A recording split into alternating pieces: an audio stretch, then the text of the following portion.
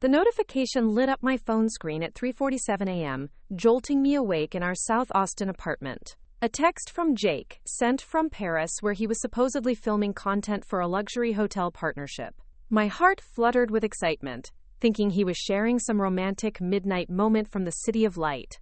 Instead, the words on my screen felt like ice water in my veins. Emma, I need to be honest. I never loved you. I'm not coming back. Don't try to find me.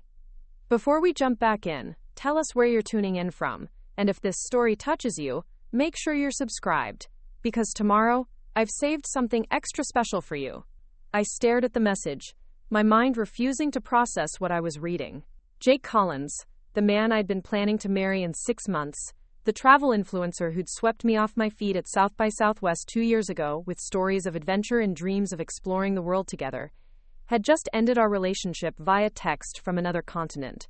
The engagement ring on my finger suddenly felt impossibly heavy, a weight I couldn't bear. But that was just the beginning. Within hours, I'd discover that the man I thought I knew, the successful content creator with brand partnerships and sponsorship deals, had been living a lie so elaborate it would make Hollywood screenwriters jealous. And when his carefully constructed facade began to crumble, starting with a single declined credit card, I'd find myself in the middle of something far more sinister than a simple breakup. My name is Emma Rodriguez, and until that devastating text message, I thought I was living a fairy tale. At 29, I'd built a solid career as a digital marketing manager for several Austin startups, helping local businesses navigate the competitive tech landscape that had transformed our city into Silicon Hills. My days were filled with strategy sessions, campaign launches, and the creative energy that made Austin's entrepreneurial scene so electric. Jake had entered my life during the chaos of South by Southwest 2022, when I was working overtime managing social media campaigns for 3 different clients simultaneously. I was exhausted, surviving on breakfast tacos and cold brew coffee, when this incredibly charming guy approached me at the Gibson during an industry mixer.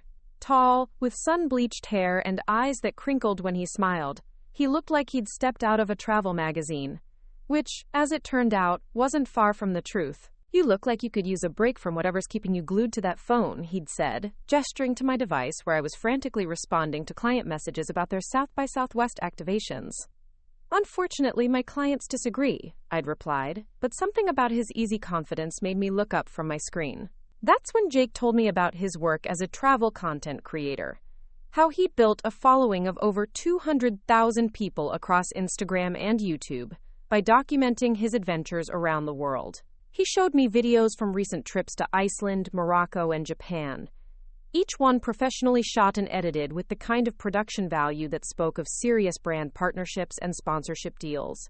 I've always wanted to see Morocco, I'd admitted, getting pulled into a conversation that lasted until the venue closed. By the end of the night, Jake had convinced me to meet him for coffee the next day, promising to show me more footage from his travels. That coffee date turned into a walking tour of Austin's food truck scene, which became dinner at Uchi, which evolved into a relationship that felt like stepping into someone else's more exciting life. Jake was everything. I wasn't naturally spontaneous, adventurous, and seemingly unencumbered by the practical concerns that dominated my daily existence. Where I carefully budgeted and planned, he lived with a freedom that was both attractive and slightly bewildering.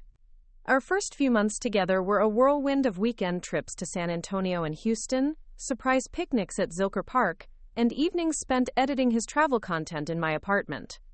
I loved watching him work, the way he'd craft stories from raw footage, building narratives that transported viewers to distant places. His passion for his craft was infectious, and I found myself contributing ideas for his content, helping him refine his marketing strategies, and even appearing in a few of his videos.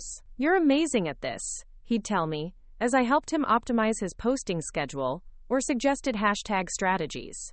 "You understand the algorithm better than most people in the industry." The compliments felt genuine, and I was genuinely useful to his business. My marketing background helped him secure better brand partnerships, negotiate higher rates, and develop more sophisticated content strategies.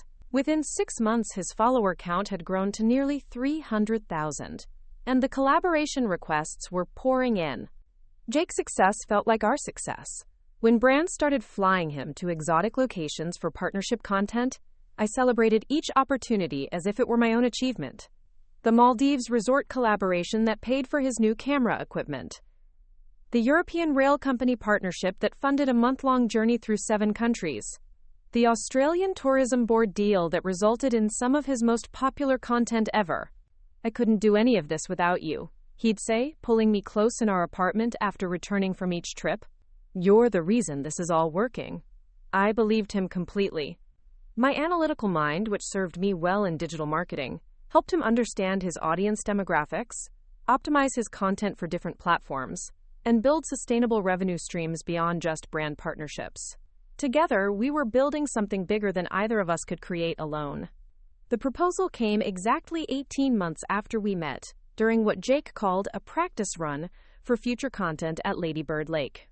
He'd set up his camera equipment, claiming he wanted to film a sunset time-lapse for his Austin City Guide series. As golden hour painted the sky in brilliant oranges and pinks, he dropped to one knee with a vintage ring he claimed had belonged to his grandmother. "Emma Rodriguez," he'd said, his voice carrying that same confidence that had first attracted me. "You've turned my chaotic creative life into something beautiful and sustainable. You've made me a better creator and a better man. Will you marry me and let me spend the rest of my life adventuring with you?" The ring was stunning, an Art Deco piece with a center diamond surrounded by smaller stones that caught the light like stars. Later, I'd learned that it had cost nearly $15,000, purchased with money I'd helped him earn through improved brand partnerships and strategic planning. Of course, I said yes. How could I not? Jake represented everything I'd worked toward, but never allowed myself to dream of actually having. Financial freedom through creative work, the ability to travel and experience the world, a partnership where our different skills complemented each other perfectly. He was the spontaneous adventure to my careful planning, the artistic vision to my analytical execution. The engagement period was everything I'd hoped it would be. We spent hours planning our wedding, which Jake insisted should be a destination event that we could document for his channel. "Think of the content opportunities," he'd say with excitement. "A week in Costa Rica, all our friends and family, and we can partner with the resort for coverage. It'll be the most beautiful wedding content anyone's ever created." I loved his enthusiasm for incorporating our personal milestones into his creative work. It felt like we were building a brand together, a lifestyle that other people would want to follow and emulate. Our Instagram engagement posts received thousands of likes and comments from his followers, who'd become invested in our relationship through the glimpses Jake shared of our life together. But planning a destination wedding, even with potential sponsorship support, required significant upfront costs. The venue deposit alone was $8,000, with additional expenses for flights, accommodations, and coordination services that quickly added up to more than $25,000. My marketing salary, while comfortable for a single person in Austin, wasn't quite sufficient to cover my share of such an elaborate celebration. That's when Jake made the suggestion that seemed so practical and generous at the time. His most recent brand partnership, a collaboration with a luxury luggage company for a European travel series, had paid him $18,000 upfront, with additional performance bonuses based on engagement metrics. But to maximize the tax benefits and maintain his business cash flow, he suggested I cover the wedding deposits from my savings account, and he'd reimburse me once the partnership payments were fully processed. "It's just temporary," he'd explained, pulling up his contract on his laptop to show me the payment schedule. "The money's guaranteed, but these brands always take forever to process payments. If you can float us for a couple months, I'll cover your entire share, plus extra for all the stress of handling the logistics." The arrangement made perfect sense from a business perspective. I had $12,000 in my savings account, carefully accumulated over 2 years of living modestly, and prioritizing financial stability over immediate gratification. Lending Jake the money felt like an investment in our shared future, a way to support the creative career that was providing us both with opportunities I'd never imagined. I transferred the money without hesitation, watching my savings account balance drop to nearly zero but feeling excited about the adventure we were planning together. Jake immediately booked our venue and began coordinating with vendors, his enthusiasm for the project infectious and reassuring. The months that followed were among the happiest of my life.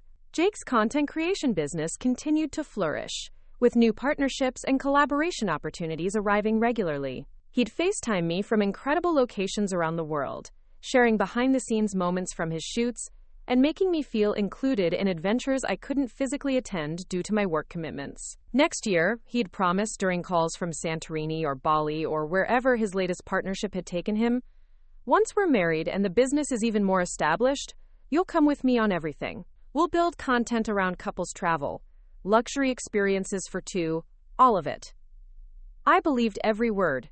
Jake's success felt real and substantial, evidenced by the beautiful content he produced, the engagement metrics he shared with me, and the lifestyle his work seemed to support. When he returned from trips with gifts and stories, when brand managers reached out to collaborate, when his follower count continued to grow steadily, everything pointed to a thriving creative business that was providing both of us with a future we could barely have imagined. My own career was flourishing too.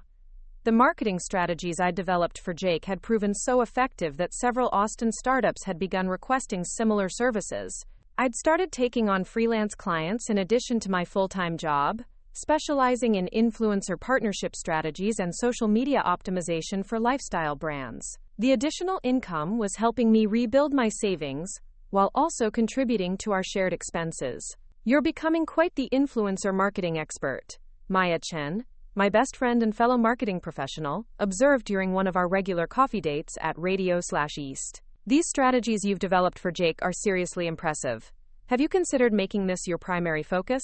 Maya had been my closest friend since college, and her graphic design business had given her insight into the creative industry that I valued deeply.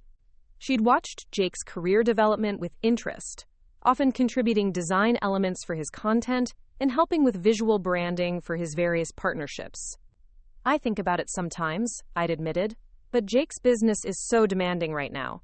Between supporting his content creation and managing my own client projects, I'm already stretched pretty thin. Maybe after the wedding, once things settle down." Maya had nodded understandingly, but I'd caught something in her expression that suggested concern. Later, I'd realized she'd been picking up on inconsistencies that my emotional investment in Jake's success had prevented me from seeing clearly. The warning signs were subtle at first.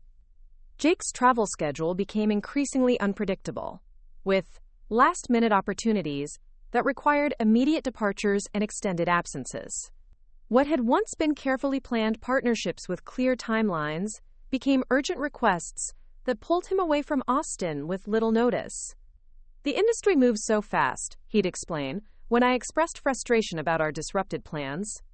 "When a brand like Four Seasons calls with an opportunity in Dubai, you don't ask for a 2-week notice period. You pack your gear and go." His explanations always made sense in the context of creative freelance work. I understood the feast-or-famine nature of creative industries, having experienced similar unpredictability with my own client projects. But the frequency of these urgent departures was beginning to strain our relationship and making wedding planning increasingly difficult. Communication during his trips also became more sporadic. Where Jake had once FaceTimed me daily from his travels, sharing real-time updates about his shoots and the places he was visiting, now I'd sometimes go days without hearing from him beyond brief text updates. "Sorry, babe, insane schedule here. The client has us shooting from sunrise to sunset every day. We'll call when I can." When I did hear from him, the conversations felt rushed and distracted. Jake seemed stressed about aspects of his business that he'd never mentioned before, talking about difficult clients and payment delays that were affecting his cash flow. "These bigger partnerships are amazing for the exposure," he'd explained during a brief call from what he claimed was a rooftop restaurant in Bangkok. "But the corporate bureaucracy around payments is killing me. Some of these brands take 4 to 6 months to process invoices." The payment delays explained why Jake hadn't yet reimbursed me for the wedding deposits, even though it had been 3 months since I'd covered the initial costs. When I gently brought up the subject, he immediately pulled up email threads on his phone, showing ongoing conversations with brand managers about invoice processing and payment timelines. "I'm so sorry about this, he'd said, genuine frustration evident in his voice. "I know you're carrying more than your share right now. The second these payments clear, I'm covering everything plus extra for your patients." I trusted him completely. The email conversations he showed me looked legitimate, complete with corporate signatures and detailed explanations about accounting procedures that matched my own experience with slow-paying clients. Jake's stress about the situation seemed genuine, and I knew that creative freelancers often dealt with extended payment cycles that could create serious cash flow challenges. To help alleviate some of the financial pressure, I began contributing even more to our shared expenses. Rent, utilities, groceries, date nights. The gradual shift felt natural and temporary, a way to support Jake during a challenging period in his business development. Once these payments start flowing regularly, he'd promise, I'm taking you on the most incredible honeymoon. First-class flights, overwater bungalows, the whole fantasy. This rough patch is going to make the success even sweeter. I believed him because I wanted to believe him, but also because nothing in Jake's behavior suggested deception. He continued working constantly, editing content, responding to emails, maintaining his posting schedule across multiple platforms. His follower engagement remained strong, and new collaboration opportunities continued to emerge regularly. The content he produced during this period was some of his most beautiful work yet. Videos from Iceland that captured the northern lights in stunning detail. A series from Japan during cherry blossom season that received over 100,000 views within the first week. Time-lapse photography from Patagonia that several travel publications featured in their social media roundups. Whatever challenges Jake was facing with payment processing, they weren't affecting the quality or consistency of his creative output. If anything, his work seemed to be reaching new levels of sophistication and artistry. When he showed me rough cuts of upcoming videos, I could see why brands were eager to partner with him. This is incredible, I'd tell him as we watched his latest edit together in our apartment. The storytelling is getting so much more nuanced.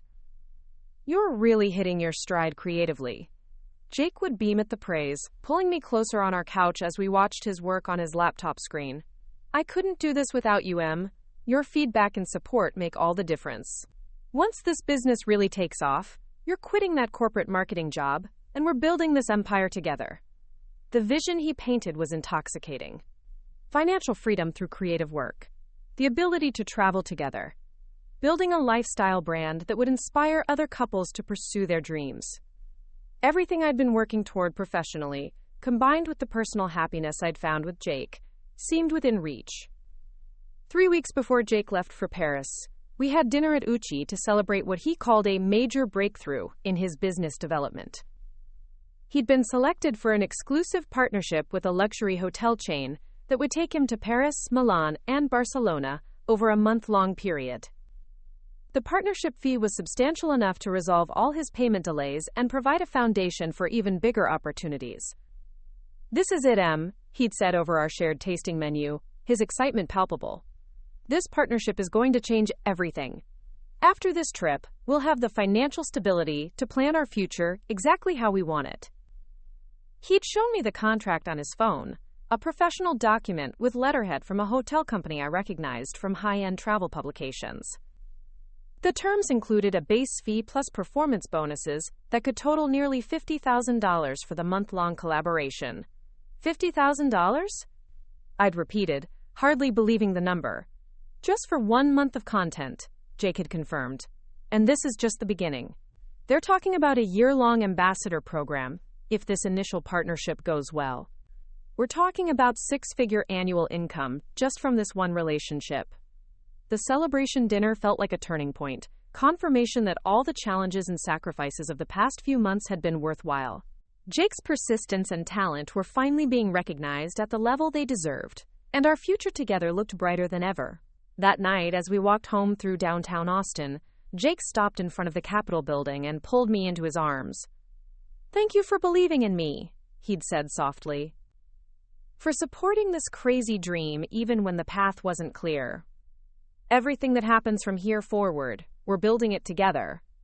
I'd kissed him under the state Capitol dome, feeling like the luckiest woman in Austin. The man I loved was about to embark on the opportunity that would secure our future together, and I'd played a role in helping him reach this moment. Our wedding was still 6 months away, but everything was falling into place exactly as we'd planned. Jake left for Paris on a Tuesday morning, his gear carefully packed in the luxury luggage he'd received from a previous brand partnership. I drove him to Austin Bergstrom International Airport, helping him navigate the check-in process with his equipment cases and wishing him luck on what we both believed would be a career-defining trip. "I'll FaceTime you from the Eiffel Tower," he'd promised as we said goodbye at the security checkpoint. This is going to be the most incredible content we've ever created. I watched him disappear through security, already imagining the beautiful videos he'd produce and the financial security this partnership would provide for our future together. For the first time in months, I felt completely optimistic about our path forward. That optimism lasted exactly 5 days, until a text message sent at 3:47 a.m. Austin time would shatter everything I thought I knew about Jake Collins and the life we'd been building together. But I'm getting ahead of myself. Before I tell you about that devastating message and everything that followed, you need to understand just how completely Jake had convinced me that our fairy tale was real. Because the most dangerous lies aren't the obvious ones. They're the lies that contain just enough truth to make you believe in something that was never really there at all.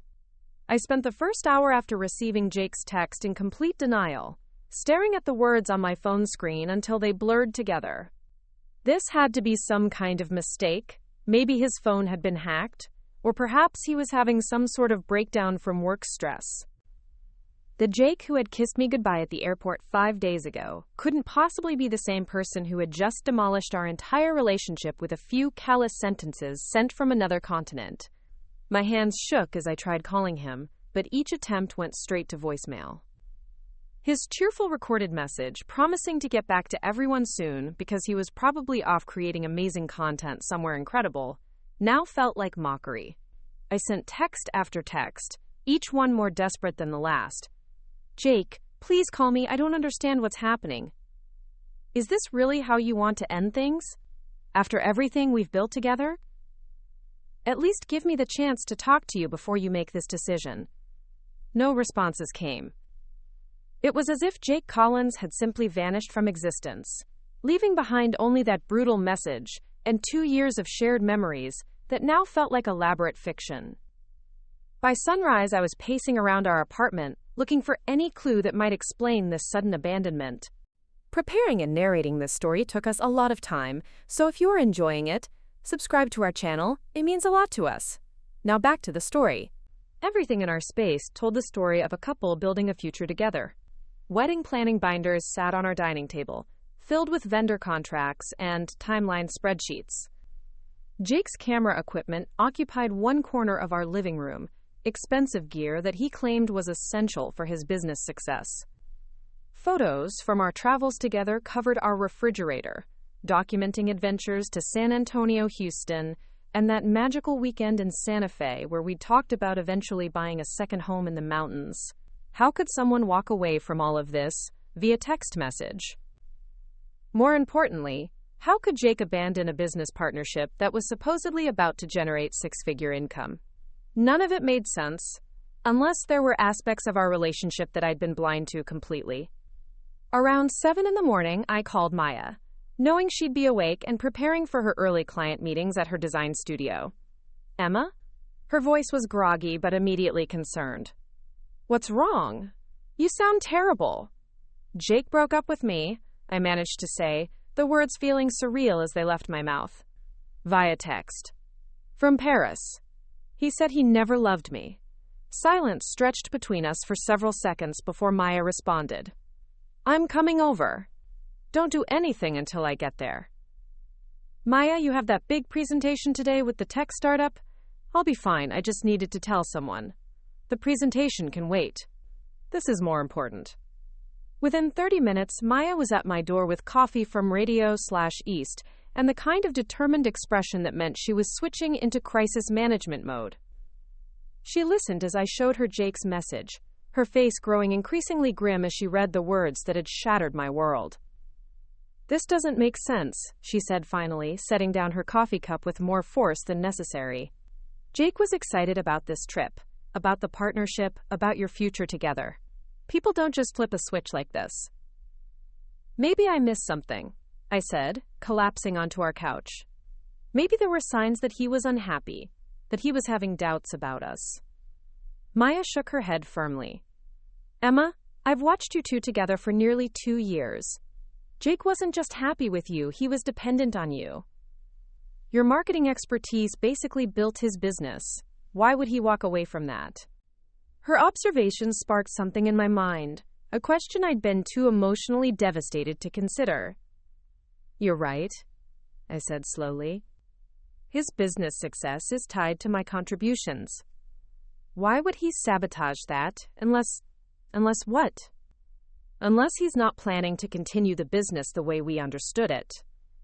Maya leaned forward, her designer's instinct for patterns and inconsistencies clearly activated. Show me his recent content again. Let's look at this partnership he supposedly flew to Paris for. I pulled out my laptop and navigated to Jake's Instagram account, scrolling through his recent posts.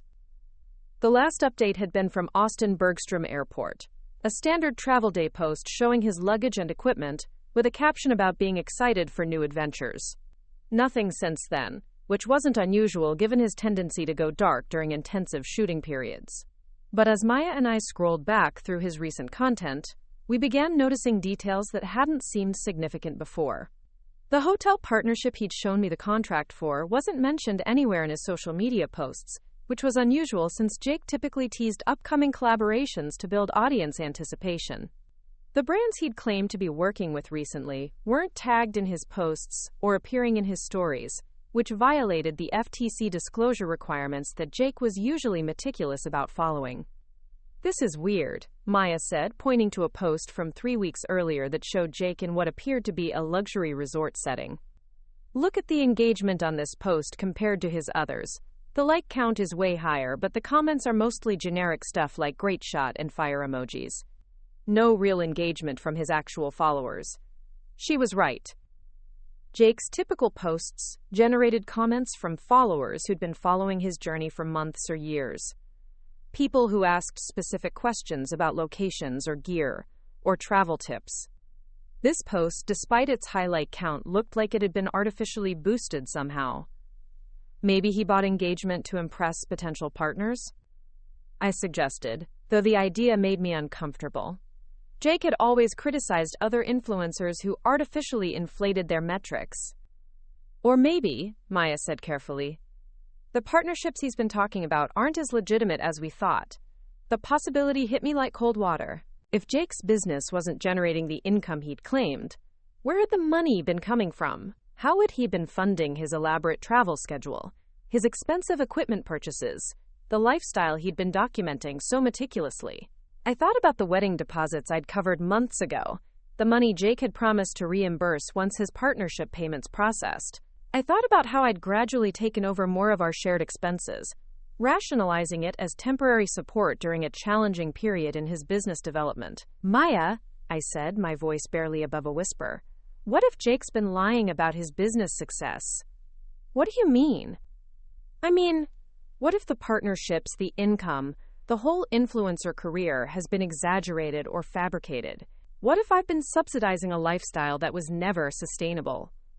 Maya's expression shifted from concern to something approaching anger. Emma, how much money have you given him? The question forced me to confront a reality I'd been avoiding. Over the past year, I'd contributed not just the wedding deposits, but increasing amounts toward our shared expenses. Rent, utilities, groceries, date nights, even some of Jake's equipment purchases that he'd classified as business investments we'd both benefit from. When added up, the total was staggering. Maybe $15,000 directly, plus covering most of our living expenses for the past 6 months, I admitted. Maya stared at me. $15,000? Emma, that's more than half your annual savings. It was supposed to be temporary, I said defensively. Jake showed me contracts, payment schedules, email conversations with brand managers. Everything looked legitimate. Did you ever verify any of those brands directly? Contact the companies to confirm the partnerships? I hadn't, of course. The idea of fact-checking Jake's business claims had never occurred to me. He was my partner, the man I was planning to marry. I'd trusted him completely. We need to figure out what's really going on, Maya said, pulling out her own laptop. Let's start by researching the hotel company he claimed to be partnering with in Paris. For the next 2 hours, we conducted the kind of investigation I should have done months earlier. The luxury hotel chain Jake had mentioned was real. and did work with content creators. But when Maya called their marketing department pretending to be a potential collaborator, they had no record of any partnership with Jake Collins or his brand. The travel gear company that had supposedly sponsored his recent equipment upgrade had never heard of him. The European rail company that had allegedly funded his multi-country journey had no influencer partnership program matching what Jake had described. One by one, the brand relationships that had formed the foundation of Jake's claimed success proved to be fiction. "Emma," Maya said after ending her fourth or fifth investigative phone call, "I don't think Jake has had a legitimate brand partnership in over a year." The revelation should have been devastating, but instead, I felt a strange sense of clarity. Jake's sudden departure wasn't the impulsive decision of a man having second thoughts about marriage. It was the planned exit of someone whose deception was about to be exposed. "He knew I was going to find out," I said, pieces of the puzzle clicking into place. "That's why he left when he did, why he ended things so brutally. He wanted me to be too heartbroken to look closely at the financial situation." Maya nodded grimly. "The question is, where did the money come from? If he wasn't earning what he claimed, how was he funding all those trips, all that equipment?" I thought about Jake's travel schedule over the past year, the constant departures for partnerships that we now knew didn't exist. Maya, what if he wasn't actually traveling for work? What if those trips were for something else entirely? Like what? I don't know, but I'm going to find out. My phone buzzed with a notification from our joint bank account, a balance alert that immediately caught my attention. I opened the banking app, expecting to see the usual small charges for utilities or subscription services. Instead, I found something that made my stomach drop. "Maya," I said, my voice tight with disbelief. "Jake withdrew $12,000 from our joint account yesterday." $12,000? How is that possible? I scrolled through the transaction history, my heart pounding as I discovered a pattern of withdrawals I'd somehow missed. Small amounts at first. A few $100s here and there that could easily be explained as travel expenses or business costs. But over the past 3 months, the withdrawals had increased in size and frequency. "He's been draining our joint account," I said, showing Maya the screen. "Look at this pattern. He started small, probably testing to see if I'd notice, then got bolder when I didn't question the transactions." The most recent withdrawal had been made from an ATM in Paris, confirming that Jake was indeed in France, but also revealing that he'd been planning this financial betrayal for months. The timing of the withdrawals corresponded with his business trip departures, suggesting he'd been using travel as cover for systematically stealing our shared savings. "Emma, you need to freeze this account immediately," Maya said. "And you need to call the bank to report unauthorized withdrawals." I was already dialing the bank's customer service line, but a horrible realization was forming in my mind. "Maya, what if the joint account isn't the only one he's accessed? I gave him my banking information when we moved in together, for automatic rent transfers and shared expenses." The next hour was a nightmare of phone calls and online account checks. Jake had indeed accessed my personal savings account, using the login credentials I'd shared for legitimate household financial management. Over the past 6 months, he'd made gradual transfers from my savings to accounts I didn't recognize, each one small enough to avoid triggering automatic fraud alerts. By the time we finished our investigation, the financial damage was devastating. Between the joint account withdrawals, the unauthorized transfers from my savings, and the wedding deposits that would never be reimbursed, Jake had stolen nearly $25,000 from me. "This isn't just a breakup," I said, staring at the bank statements spread across our dining table. "This is theft. This is fraud." Maya was already researching criminal attorneys on her laptop.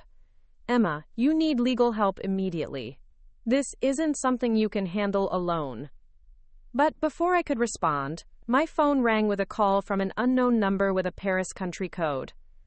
For a moment, hope flared that Jake was finally ready to explain himself, to offer some rational explanation for his behavior.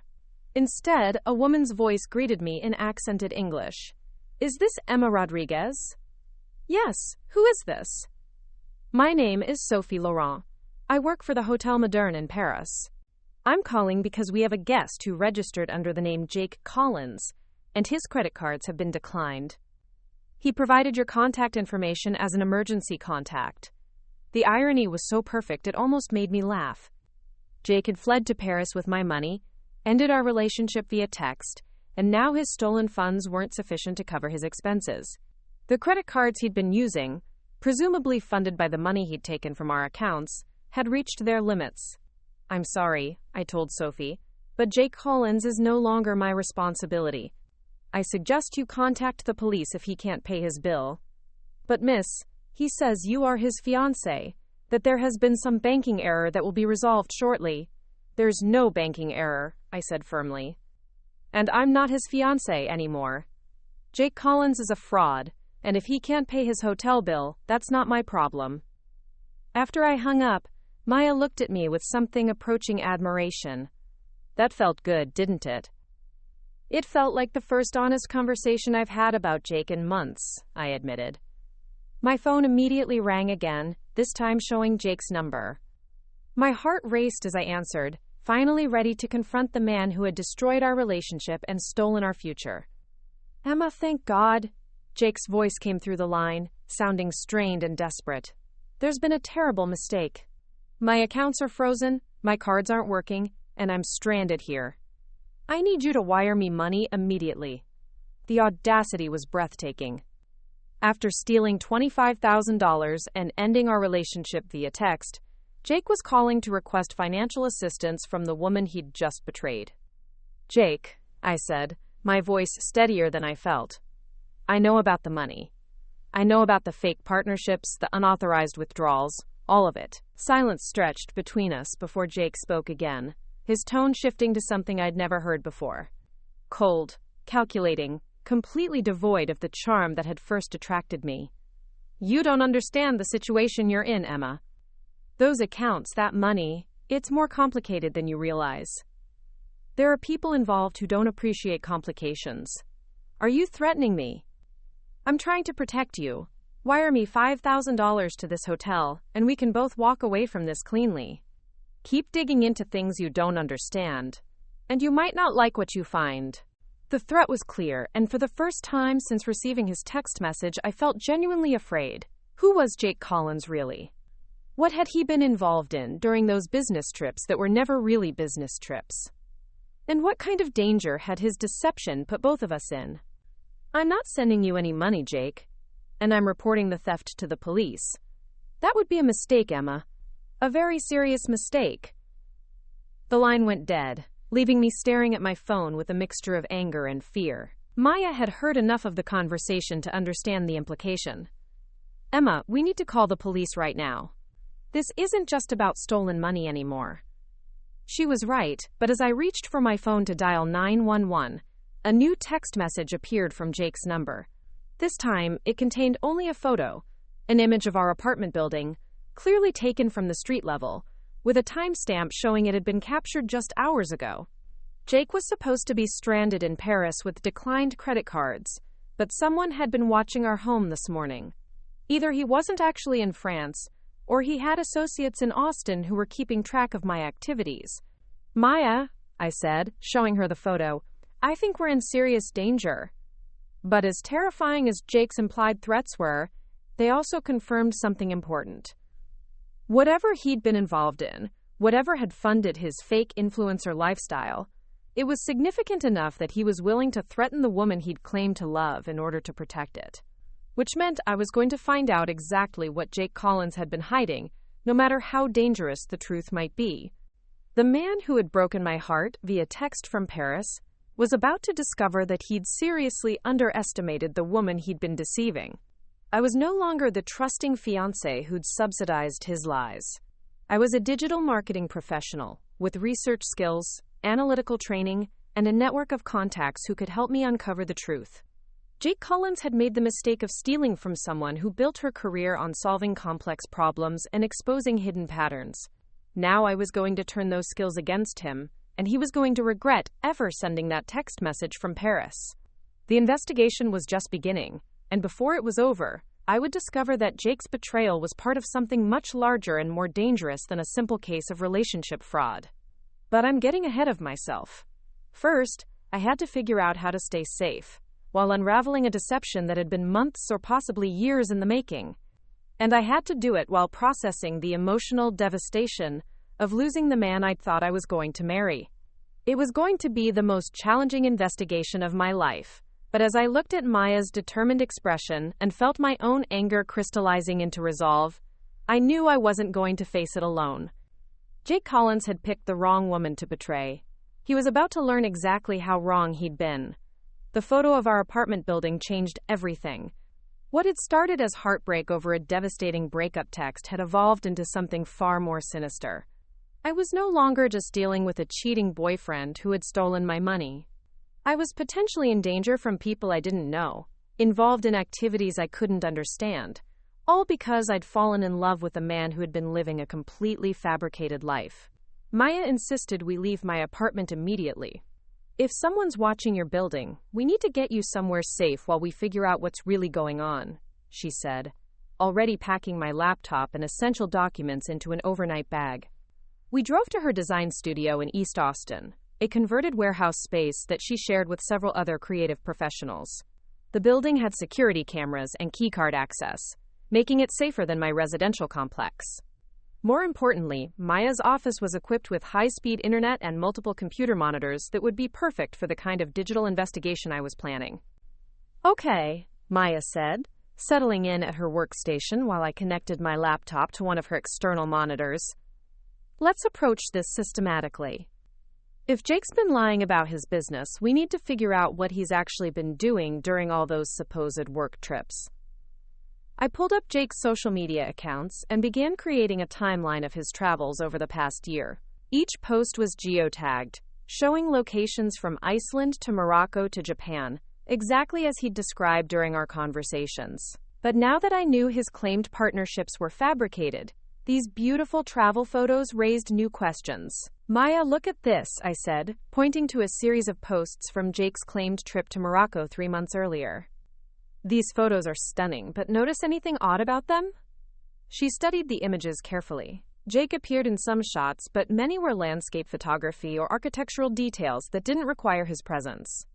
The composition and lighting were professional quality, but something about them felt off. The metadata, Maya said suddenly. Check the metadata on these photos.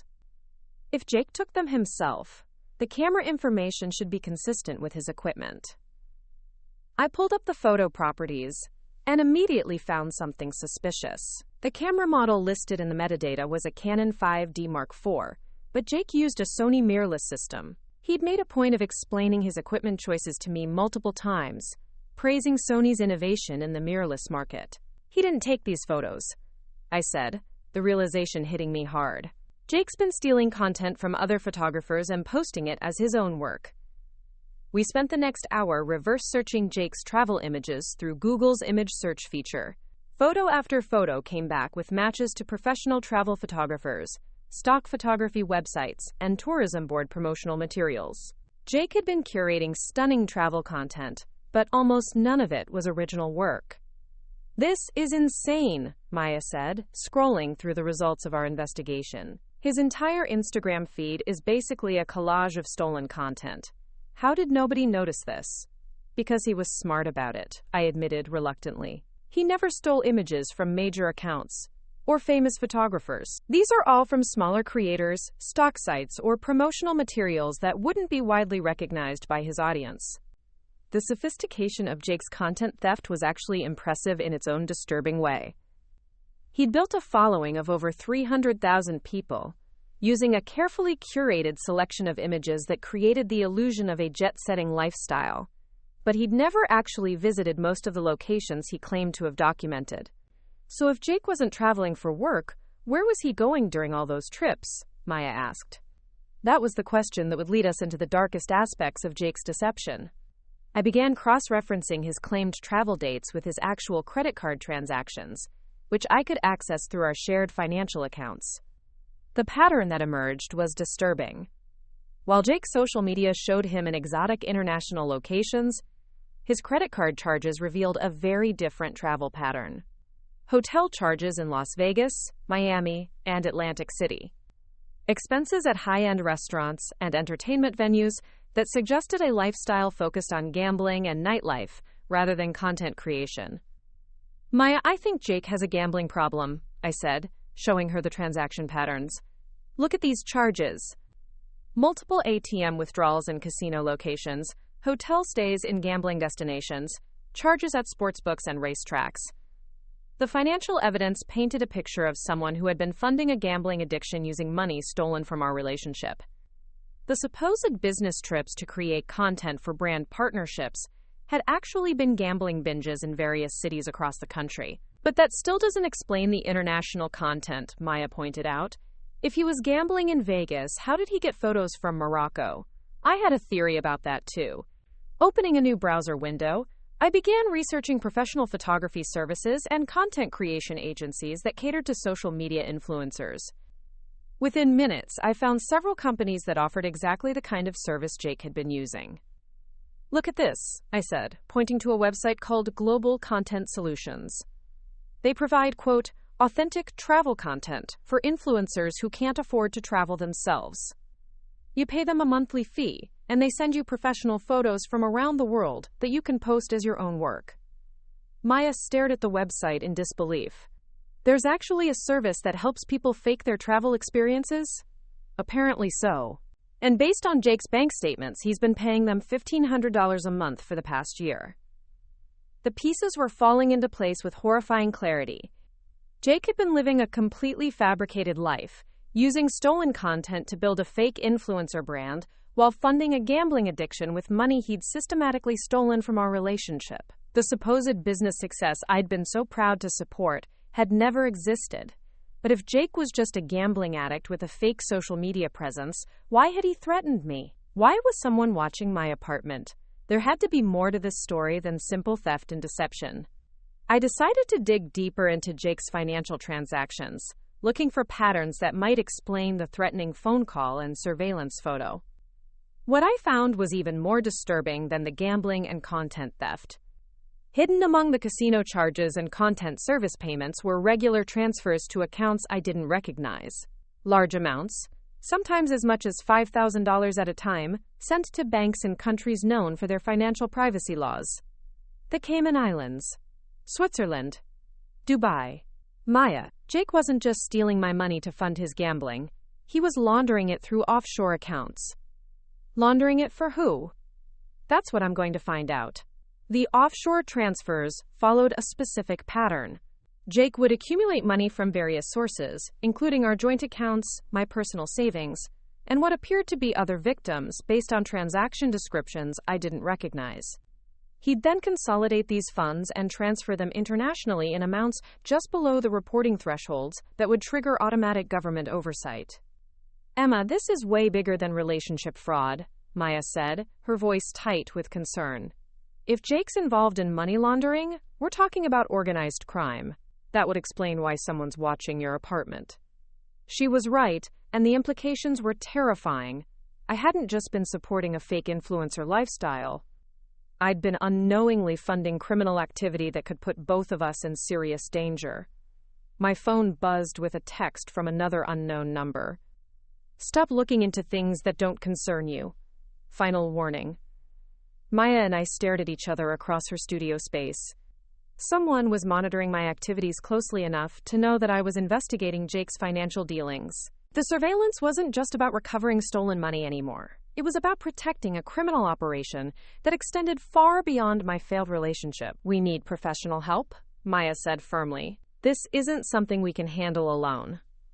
She was right, but I was reluctant to involve law enforcement until I had a better understanding of what we were dealing with.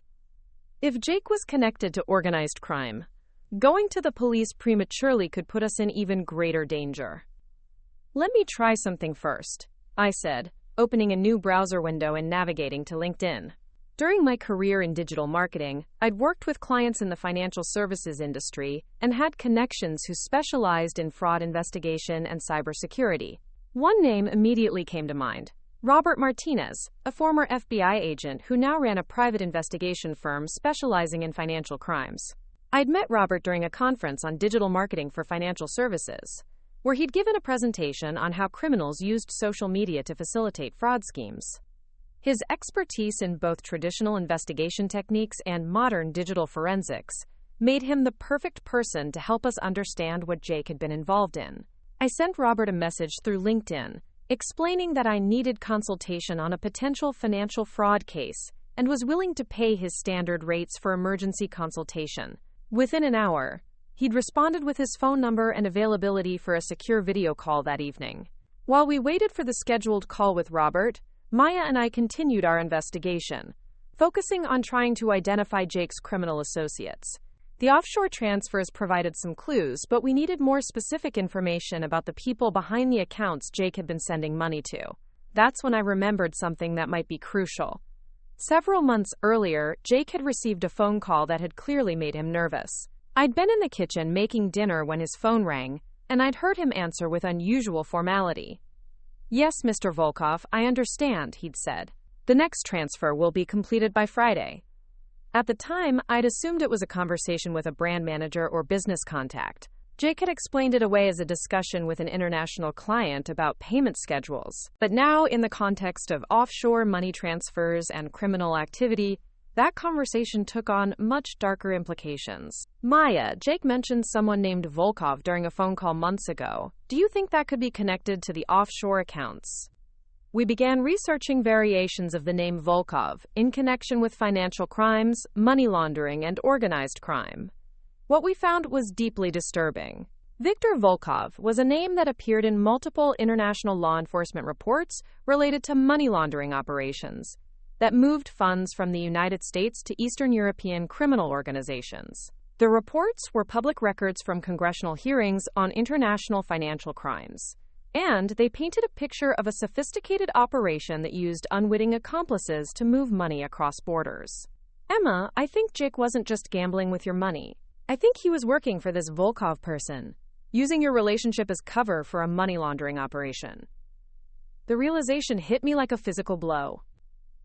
Everything about our relationship, from Jake's initial approach at South by Southwest to his carefully crafted business success story, had been designed to make me an unwitting accomplice in criminal activity. I hadn't just been supporting a fake influencer lifestyle, I'd been funding international crime. But why me specifically? I asked, though I was beginning to suspect I already knew the answer. "Think about your profile," Maya said gently. "Successful marketing professional, stable income, savings account, trusting personality. Plus, your work in the financial services industry gave you credibility that would help Jake's fake business story seem more legitimate." She was right. I'd been targeted specifically because my background and financial situation made me the perfect victim for a long-term financial fraud scheme. Jake hadn't fallen in love with me at South by Southwest. He'd identified me as a mark. My phone rang with a call from Robert Martinez, right on schedule for our consultation. I answered with speakerphone activated, so Maya could participate in the conversation. "Ms. Rodriguez," Robert's voice came through clearly, "I've reviewed the information you sent me, and I have to tell you that you're dealing with a very serious situation. The patterns you've described are consistent with what we call romance fraud money laundering, where criminals use fake relationships to recruit unwitting accomplices for financial crimes." "How serious are we talking?" I asked. "Serious enough that the FBI has a dedicated task force focused on these operations. If your ex-boyfriend is connected to Viktor Volkov's organization, you could be in significant physical danger. These people don't hesitate to eliminate potential witnesses or complications." The confirmation of our worst fears sent a chill through both Maya and me. This wasn't just about recovering stolen money anymore. It was about survival. "What do we do?" Maya asked. "First, you need to understand that going to local police might not be sufficient. These organizations often have connections that could compromise a local investigation. You need to contact the FBI directly, specifically their Financial Crimes Task Force." Robert gave us detailed instructions on how to safely approach federal law enforcement, including specific agent names and secure communication methods. He also provided immediate safety recommendations. Avoid predictable routines, stay in public places, and consider temporary relocation until the situation was resolved. There's something else you should know, Robert continued. If Jake was working for Volkov's organization, he was probably not the only person recruited for this type of scheme. There are likely other victims who've been similarly targeted. The FBI will want to hear from all of you. After ending the call with Robert, Maya and I sat in stunned silence, processing the magnitude of what we'd discovered. In less than 24 hours, I'd gone from planning a wedding to uncovering an international money laundering operation. Emma, Maya said finally, I know this is overwhelming, but we need to contact the FBI tonight. Every day we delay gives these people more time to cover their tracks or eliminate potential threats. She was right, but the idea of involving federal law enforcement felt like crossing a line that would change my life forever. Once I made that call, there would be no going back to the normal life I'd been living just yesterday. My phone buzzed with another text message, this one from Jake's number. Last chance, Emma. Wire me the money, or face the consequences. These people don't forgive, and they don't forget. The threat crystallized my resolve. Jake Collins had destroyed our relationship, stolen my money, and endangered my life by involving me in criminal activity without my knowledge. Now he was trying to use fear to manipulate me into funding his escape from the consequences of his actions. Maya, help me draft an email to the FBI. It's time to end this. As we began composing a detailed report of everything we'd discovered, I felt a strange sense of clarity. The emotional devastation of Jake's betrayal was still raw, but it was being overwhelmed by determination to see justice done and protect other potential victims from experiencing what I'd gone through.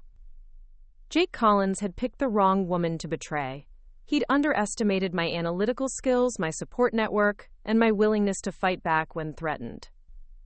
Over the next few hours, as we compiled evidence and prepared to turn everything over to federal authorities, I began to understand that this experience, as traumatic as it had been, was also revealing strengths I hadn't known I possessed. The scared, heartbroken woman who'd received that devastating text message was evolving into someone who wouldn't be intimidated by criminals or manipulated by threats. Jake's betrayal had been devastating, but it was also going to be his downfall. And as we prepared to send our comprehensive report to the FBI's Financial Crimes Task Force, I realized that uncovering the truth about Jake's criminal activities was only the beginning. The real challenge would be helping law enforcement dismantle the entire operation and ensuring that Viktor Volkov and his associates faced justice for destroying lives and exploiting trust. But that was a challenge I was ready to face, with Maya by my side and federal agents who specialized in exactly this type of criminal activity backing us up. Jake Collins had made the mistake of underestimating the woman whose life he'd tried to destroy. He was about to learn exactly how wrong he'd been. The FBI field office in Austin was nothing like what I had expected from crime shows on television. Instead of dramatic glass buildings and bustling activity, Agent Sarah Williams met Maya and me in a modest conference room that looked more like a corporate meeting space than the headquarters of a federal investigation. Agent Williams was younger than I'd anticipated, probably in her early 30s, with the kind of sharp intelligence that reminded me of the most successful marketing executives I'd worked with. She listened to our story with careful attention, taking detailed notes and occasionally asking clarifying questions that revealed just how thoroughly she understood the criminal operation we'd stumbled into.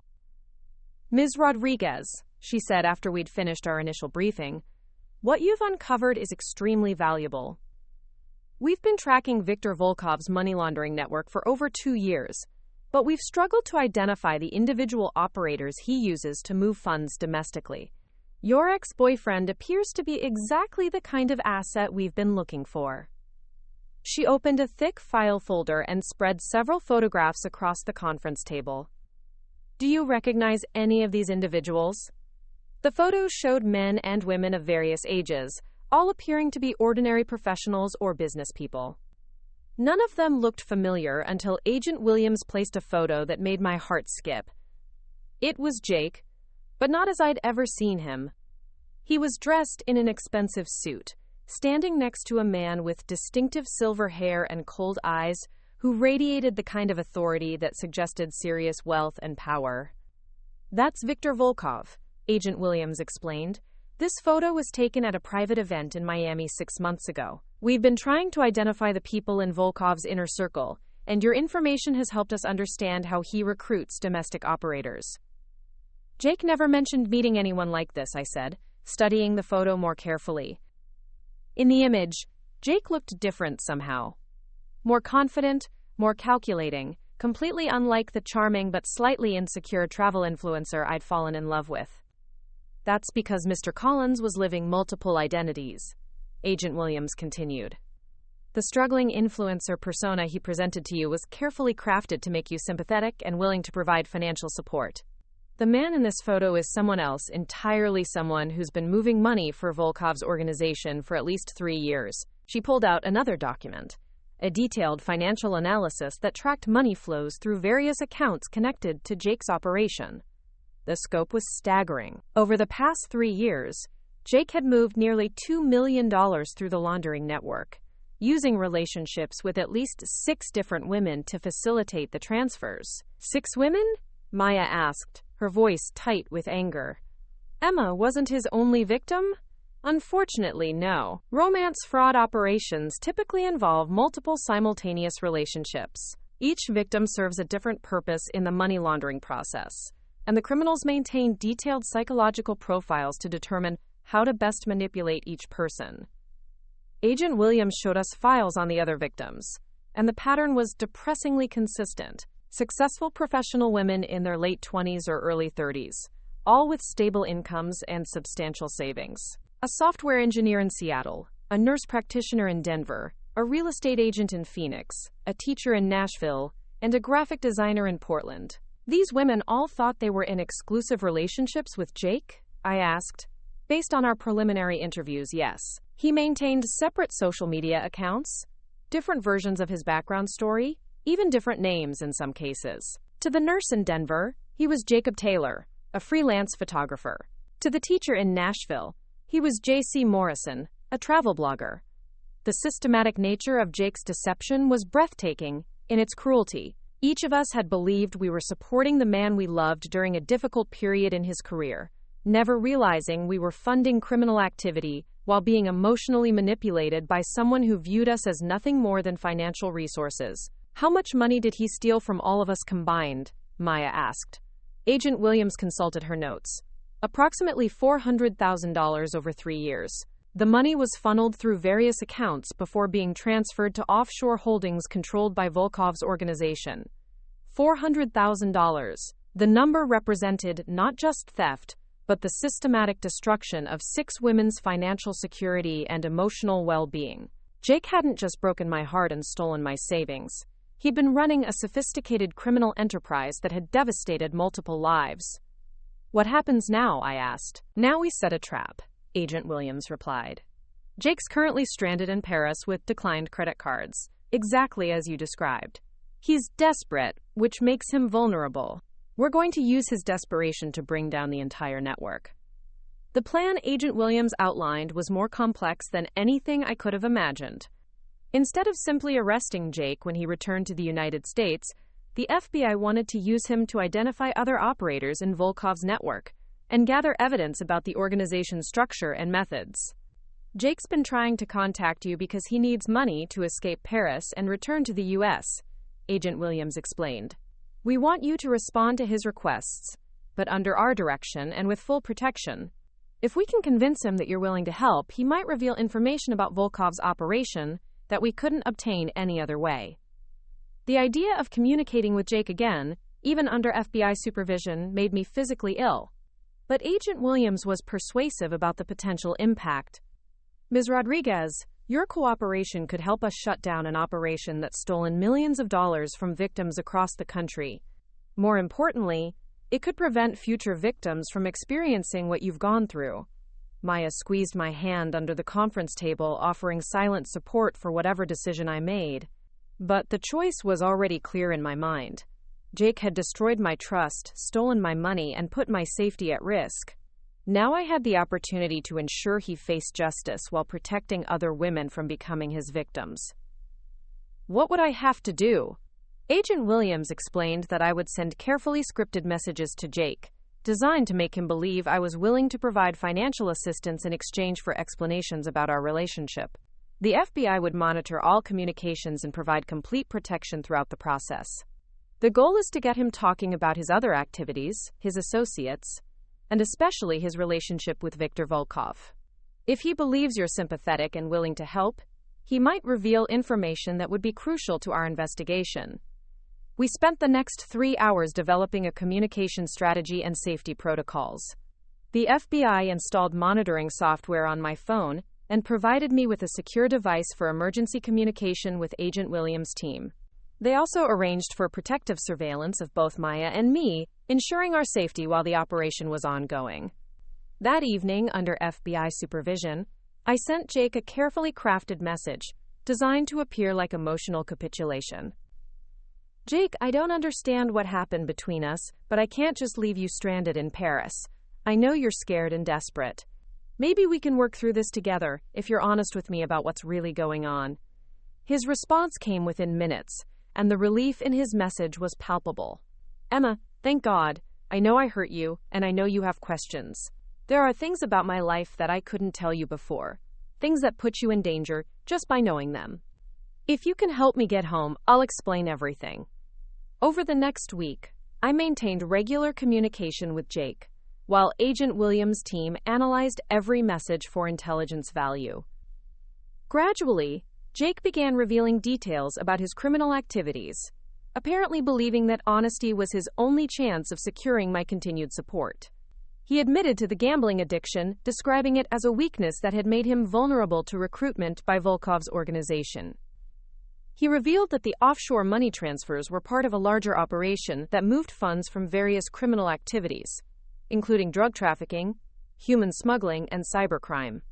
Most importantly, he provided information about other operators in the network and upcoming money transfers that the FBI could intercept. Each conversation revealed more about the scope and sophistication of Volkov's criminal empire. Emma, you have to understand that I never meant for you to get hurt, Jake wrote in one particularly revealing message. Volkov's people don't just recruit anyone. They look for specific types of relationships, specific types of people who can move money without raising suspicions. I tried to keep you separate from that part of my life, but the more successful we became, the more they demanded. The admission that Jake had deliberately targeted me for recruitment into a criminal operation was devastating, but it also provided the FBI with crucial evidence about how Volkov's network operated. Agent Williams was particularly interested in Jake's description of the recruitment process and the psychological manipulation techniques used to control operators. This is exactly the kind of intelligence we need to understand how these organizations function, she explained during one of our regular briefings. Jake's information is helping us identify patterns that could prevent future recruitment and prosecution of similar networks. But the most significant breakthrough came when Jake, apparently desperate to convince me of his genuine remorse, revealed the location and timing of a major money transfer that was scheduled to occur within days. There's a transfer happening this weekend, he wrote. $2 million moving through accounts in Miami.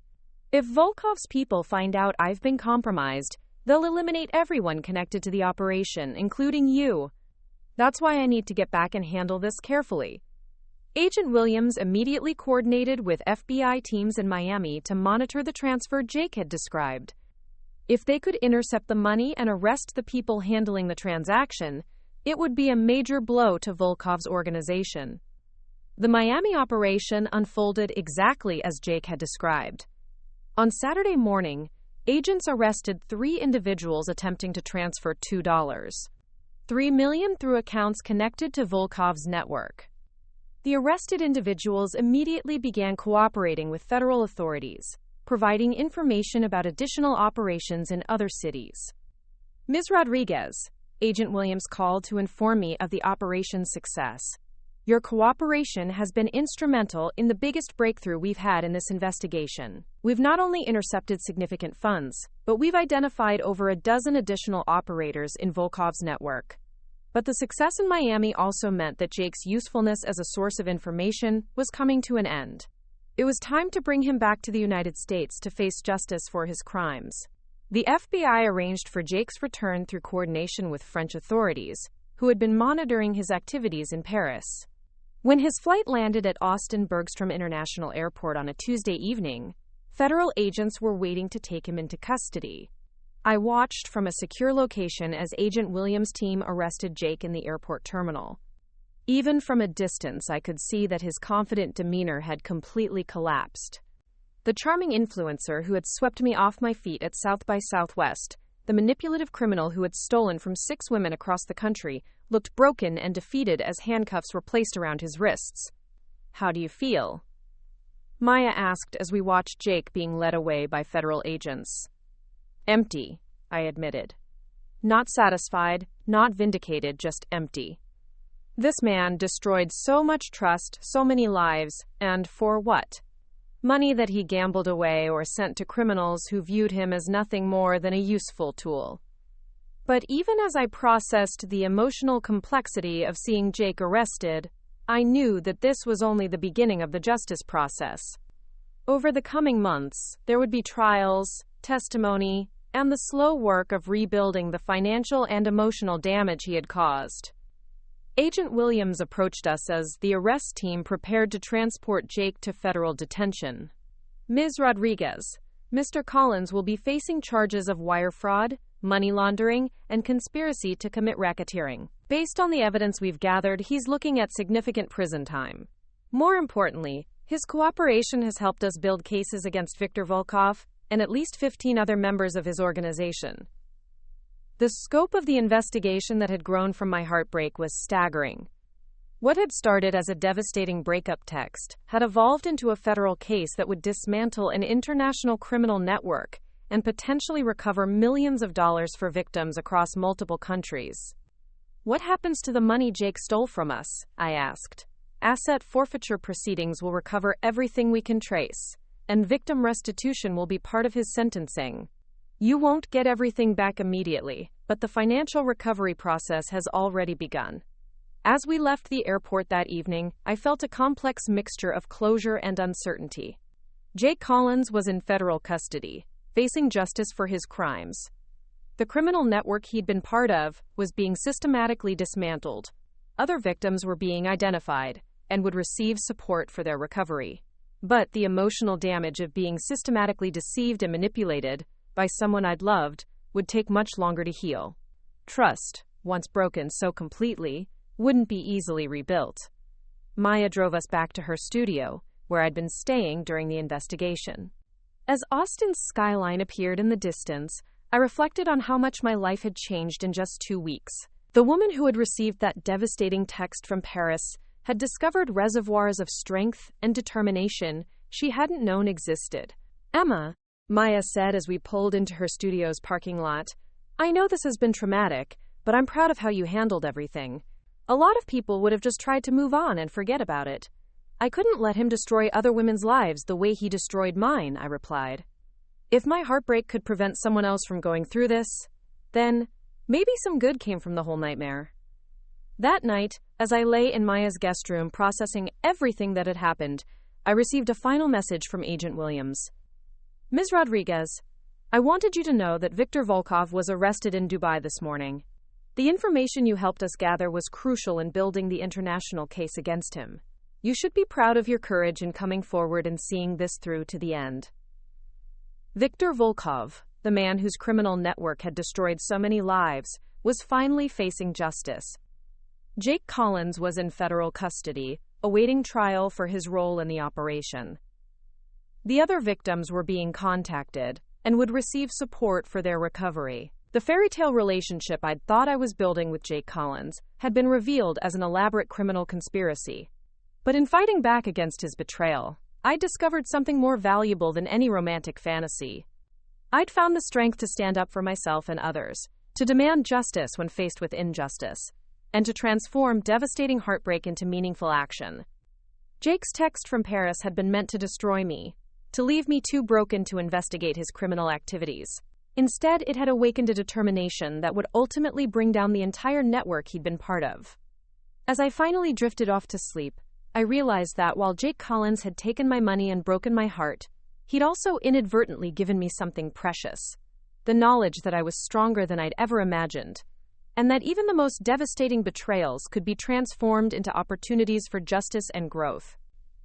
6 months after Jake's arrest, I stood in the lobby of the federal courthouse in downtown Austin, watching through floor-to-ceiling windows as media crews set up their equipment for what would be the final day of his sentencing hearing. The man who had once made me believe in fairy tale romance was about to learn his fate for orchestrating one of the most sophisticated romance fraud schemes in recent federal history. Agent Williams had kept me informed throughout the legal proceedings, and the scope of the prosecution's case had grown far beyond what any of us had initially imagined. Jake's cooperation with federal authorities had led to the dismantling of Viktor Volkov's entire money laundering network, resulting in arrests across 3 countries and the recovery of over $12 million in stolen assets. Ms. Rodriguez? A voice behind me belonged to Jessica Chen, the victim advocate who had been assigned to help me navigate the legal process. The judge is ready for victim impact statements. Are you sure you want to proceed with yours? I nodded, clutching the speech I'd spent weeks crafting. Today wasn't just about Jake facing consequences for his actions. It was about finding my voice after months of feeling like a character in someone else's criminal conspiracy. The courtroom was packed with other victims, federal agents, journalists, and Jake's family members, who had flown in from Oregon. His parents looked devastated, clearly struggling to reconcile the son they'd raised with the criminal he'd become. I felt an unexpected pang of sympathy for them, recognizing that Jake's deception had destroyed more lives than just his romantic victims. Judge Patricia Hernandez called me to the witness stand, and I faced Jake directly for the first time since his arrest at the airport. He looked smaller somehow, his confidence completely evaporated.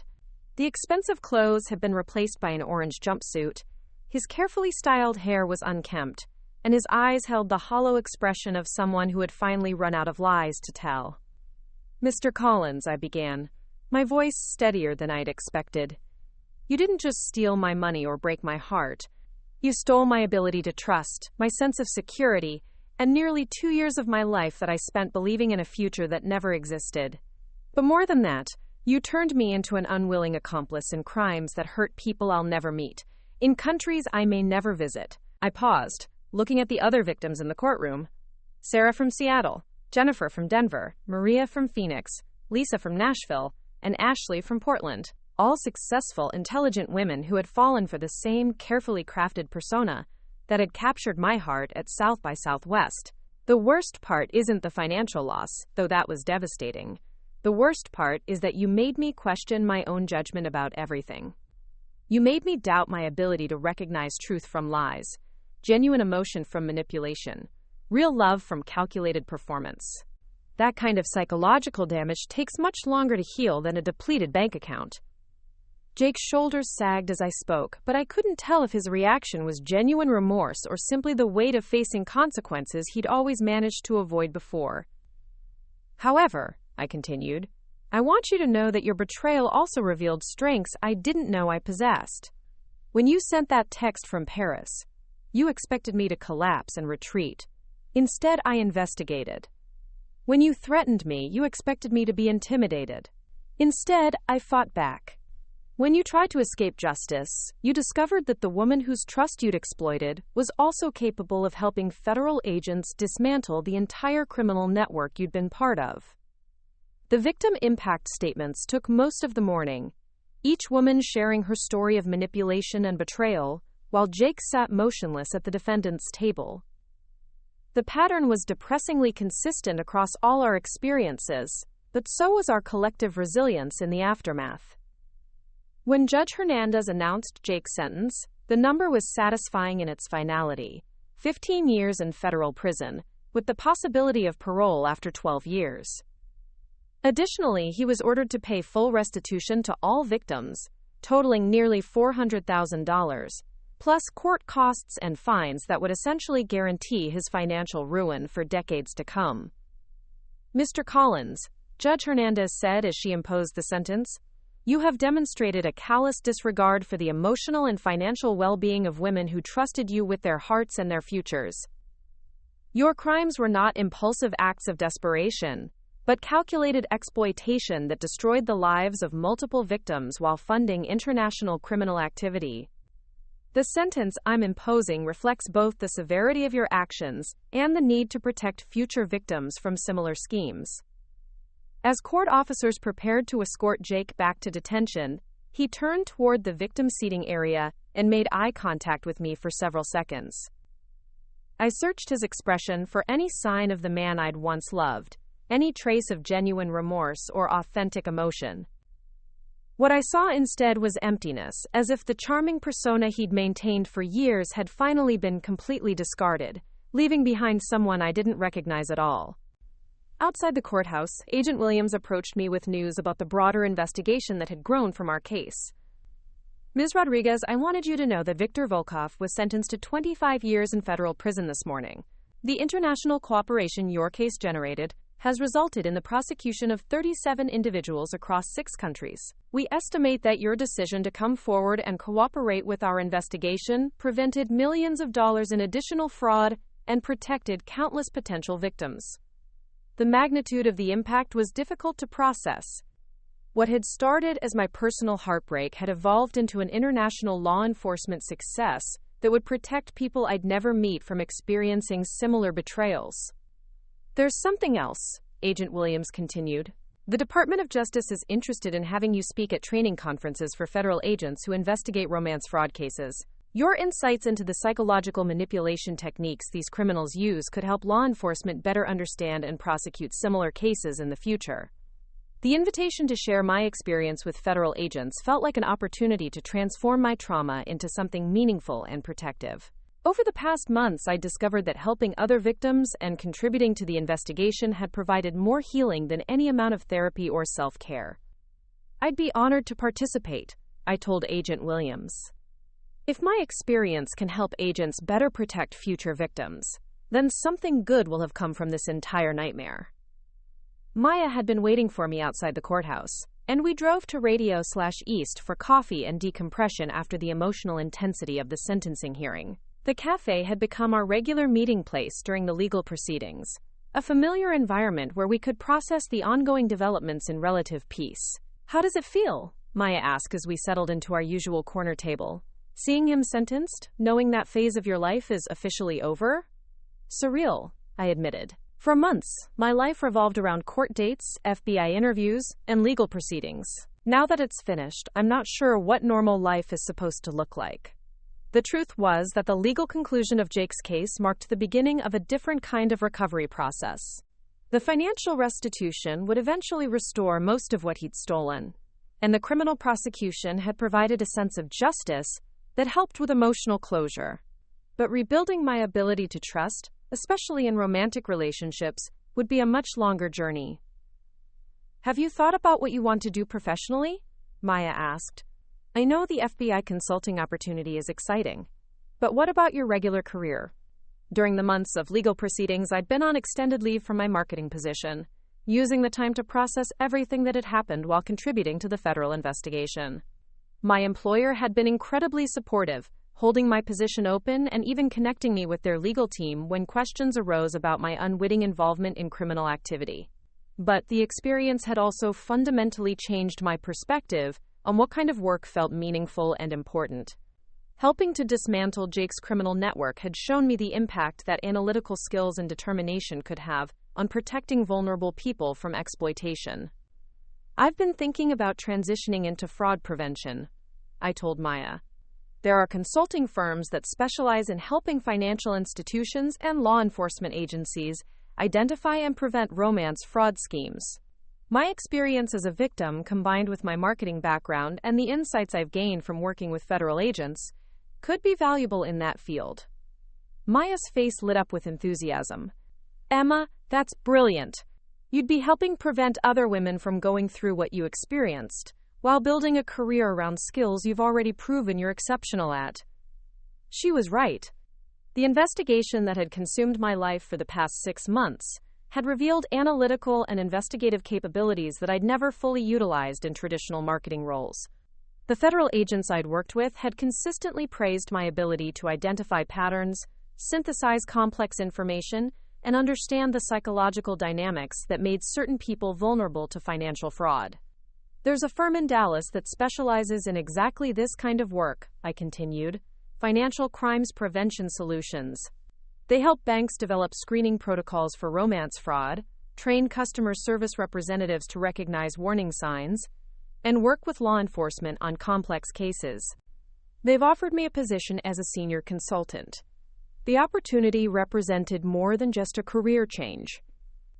It was a chance to build something meaningful from the devastation Jake had caused, to transform my experience as a victim into expertise that could protect others from similar exploitation. Are you going to take it? Maya asked. I think so, but there's one thing I want to do first. I'd been thinking about this for weeks, ever since Agent Williams had told me about the other victims in Jake's scheme. While we'd all provided victim impact statements and participated in the legal proceedings, we'd never had the opportunity to connect with each other directly. I felt a strong desire to meet the other women whose lives had been disrupted by the same man, to share our experiences, and perhaps find mutual support in our recovery processes. I want to organize a meeting with the other victims. Not for legal purposes, but just to connect as women who survived the same experience. Maybe we can help each other heal. Maya immediately offered to help coordinate the gathering. And within 2 weeks, all 6 of Jake's victims had agreed to meet in Austin for what we decided to call a survivor's weekend. The women who flew in from other cities were remarkable in their diversity and accomplishments, but we shared a common bond that transcended our different backgrounds and professions. Sarah from Seattle was a software engineer who had been developing innovative cybersecurity protocols when Jake entered her life. Jennifer from Denver was a nurse practitioner who ran a community health clinic in an underserved neighborhood. Maria from Phoenix was a real estate agent who specialized in helping first-time homebuyers achieve homeownership. Lisa from Nashville was a music teacher who had been building a program to provide free instruments and lessons to low-income students. Ashley from Portland was a graphic designer whose environmental advocacy work had earned national recognition. I can't believe he targeted all of us during the same time period, Ashley said during our first group dinner at a restaurant in South Austin. How did he manage to maintain 6 different relationships across the country, very carefully planned travel schedules, and completely separate social media accounts? I explained. Agent Williams showed me his operation manual. He had detailed psychological profiles for each of us, including our work schedules, financial situations, and emotional vulnerabilities. The clinical nature of Jake's deception was somehow both more and less hurtful than spontaneous betrayal. Learning that our relationships had been systematically engineered rather than organically developed was devastating, but it also removed some of the personal sting. Jake hadn't chosen to hurt us because of who we were as individuals. We'd been selected as targets because we fit specific criteria that made us useful for his criminal activities. The weirdest part for me, Jennifer said, is that I actually thought I was special. He told me I was the first woman he'd ever truly loved, that meeting me had changed his entire perspective on relationships and commitment. He told me the same thing, Lisa added. Word for word, actually. That meeting me had made him want to settle down and build a real future with someone. As we shared our experiences over the weekend, the similarities in Jake's approach became almost comically obvious.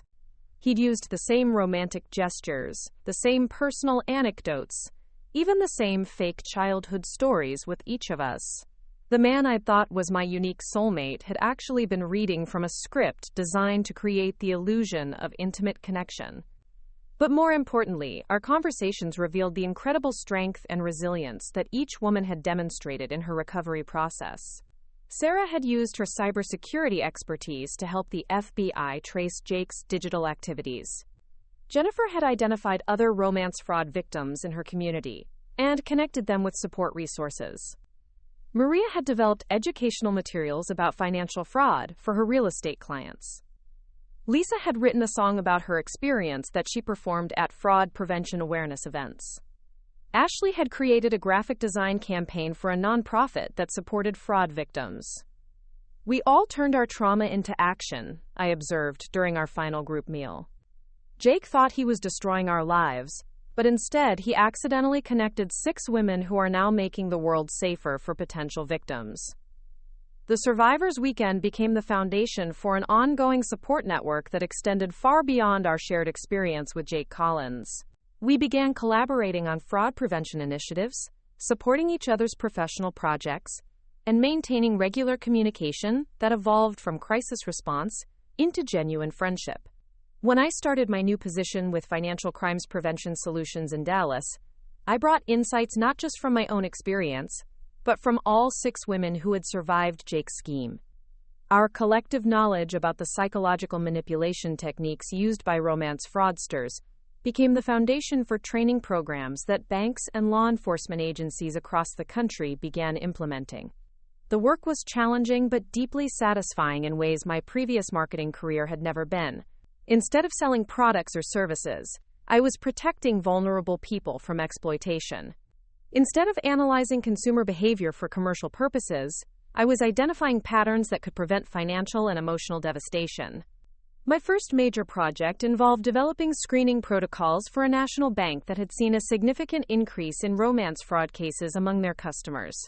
The protocols I designed, based on patterns I'd recognized in Jake's operation, successfully identified and prevented over $2 million in fraudulent transfers during the first 6 months of implementation. Ms. Rodriguez, the bank's chief security officer, told me during a quarterly review, "Your fraud prevention protocols are the most effective we've ever implemented. We're seeing a 70% reduction in romance fraud losses among customers who interact with our newly trained representatives." The success of the bank project led to additional consulting opportunities with financial institutions, law enforcement agencies, and even international organizations focused on combating financial crimes. Within a year of starting my new career, I was traveling across the country and internationally, sharing expertise that had been born from personal tragedy but refined into professional knowledge that could protect countless potential victims. But perhaps the most meaningful aspect of my new life was the romantic relationship that had slowly developed with someone I'd met through my professional work. Dr. Michael Santos was a forensic psychologist who specialized in understanding the psychological profiles of financial criminals. We'd been introduced during a joint training session for federal agents, where he was presenting research on the personality traits that made certain individuals susceptible to recruitment by criminal organizations. Michael's work complemented mine perfectly. But more importantly, his personal integrity and transparency were the opposite of everything Jake had represented. Where Jake had been secretive and manipulative, Michael was open and honest about every aspect of his life.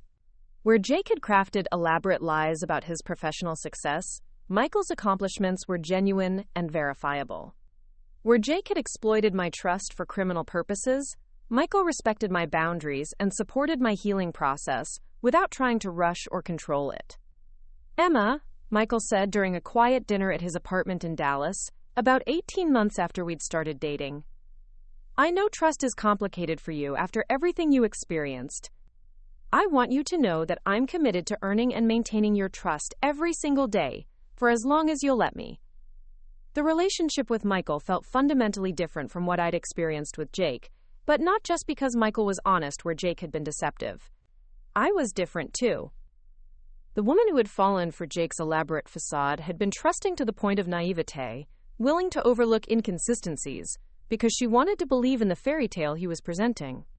The woman who was building a relationship with Michael was more discerning, more aware of red flags, and more confident in her ability to recognize genuine emotion versus calculated performance. Jake's betrayal had been devastating, but it had also taught me to value authenticity over charm, consistency over grand gestures, and transparency over mystery. "Michael," I replied, reaching across the table to take his hand, "I spent 2 years with someone who was completely fake, who saw me as nothing more than a financial resource to exploit. Being with you has shown me what it feels like to be truly seen and valued as a person. That's worth more than any romantic fantasy." On a warm spring evening 2 years after Jake's sentencing, I received an unexpected email from someone named David Collins, who identified himself as Jake's younger brother. The message was brief but sincere, expressing regret for his brother's actions and gratitude for my role in exposing the criminal network that had corrupted Jake's life. "Ms. Rodriguez," David wrote, I know you have no reason to care about our family's perspective, but I wanted you to know that we're grateful you had the courage to come forward and work with federal authorities. My brother's involvement with those criminals was destroying him as well as his victims. While we're heartbroken about his choices and their consequences, we believe that prison might be the only thing that could save him from completely losing himself to that criminal lifestyle.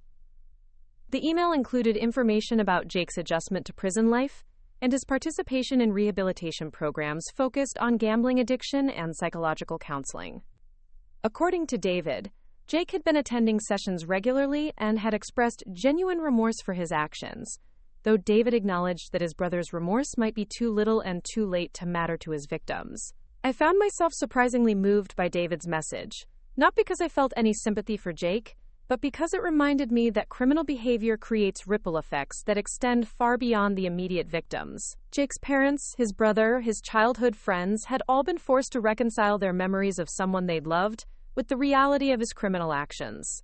I wrote back to David, thanking him for reaching out and expressing hope that Jake would use his time in prison to genuinely address the psychological issues that had made him susceptible to recruitment by criminal organizations. I also mentioned my work in fraud prevention, noting that every case like Jake's that resulted in successful prosecution made it harder for future criminals to operate similar schemes. The exchange with David marked a significant milestone in my emotional recovery.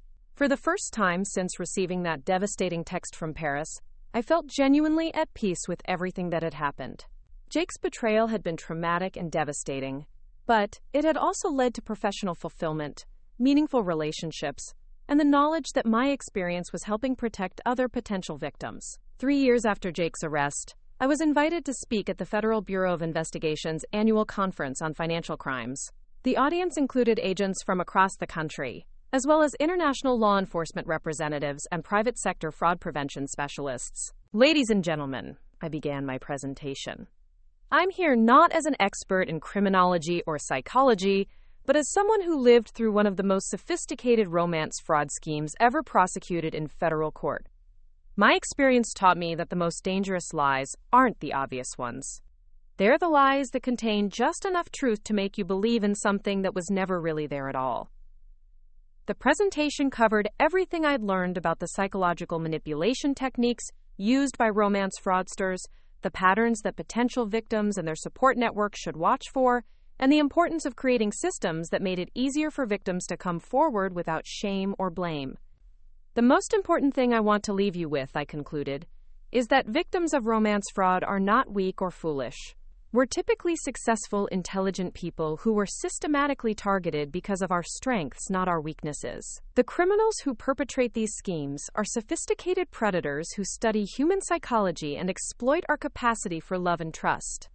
Treating victims with respect and compassion isn't just the right thing to do. It's also the most effective way to encourage cooperation in investigating and prosecuting these crimes. The standing ovation I received felt like validation not just for my presentation, but for the entire journey I'd taken from victim to advocate. In the audience, I spotted Agent Williams, who had been instrumental in helping me transform my personal trauma into professional expertise that could protect others. After the conference, Agent Williams approached me with news that brought the story full circle. Emma, I thought you should know that Viktor Volkov died in federal prison last week. Natural causes, but his death effectively ends any possibility of appeals or reduced sentences for his network. Jake Collins and the other operators will serve their full sentences. The news felt like the final chapter in a story that had begun with that devastating text from Paris. Viktor Volkov, the mastermind behind the criminal network that had destroyed so many lives, would never hurt anyone again. Jake Collins would remain in federal prison for over a decade, unable to target new victims or contribute to criminal activities. But more importantly, the investigation that had grown from my heartbreak had resulted in systemic changes that would protect future potential victims.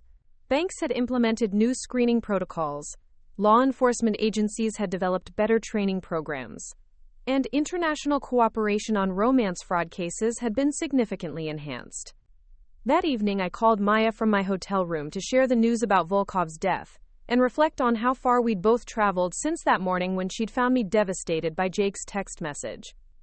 Emma, Maya said, do you ever regret getting involved with Jake? I mean, obviously his betrayal was awful, but would you go back and change it if you could? It was a question I'd pondered many times, especially during the most difficult phases of the legal proceedings and emotional recovery. If I could go back to that South by Southwest mixer and avoid Jake's initial approach, would I? No, I said without hesitation. The betrayal was devastating, and I wouldn't wish that experience on anyone. But everything that came after the betrayal, all the growth and the meaningful work and the relationships I've built, I wouldn't trade any of that. Jake Collins had sent that text from Paris, intending to destroy me, to leave me too broken to investigate his criminal activities or hold him accountable for his betrayal. Instead, his cruelty had awakened a strength and determination that transformed not just my own life, but the lives of countless people who would be protected by the work that grew from my experience. The fairy tale romance I'd thought I was building with Jake had been revealed as an elaborate criminal conspiracy, but in fighting back against his betrayal, I discovered something more valuable than any romantic fantasy.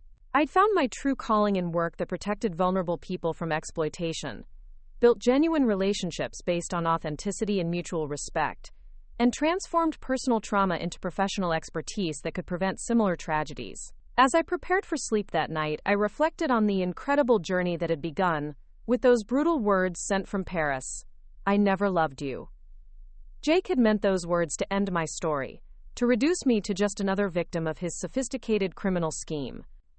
Instead, they had marked the beginning of the most meaningful chapter of my life, one defined not by the love I'd lost, but by the strength I'd found, the purpose I'd discovered, and the knowledge that even the most devastating betrayals could be transformed into opportunities for justice, growth, and service to others. Jake Collins would spend the next decade in federal prison, while I would spend those same years building a life of integrity, purpose, and genuine love with someone who valued truth over deception, authenticity over manipulation, and partnership over exploitation. In the end, the woman who had received that devastating text from Paris had emerged victorious, not because she'd gotten revenge, but because she'd refused to let betrayal define her future. Instead, she'd used it as the foundation for a life that was more meaningful, more impactful, and more genuinely fulfilling than any fairy tale romance could ever have been. Up next, you've got two more standout stories right on your screen. If this one hit the mark, you won't want to pass these up. Just click and check them out.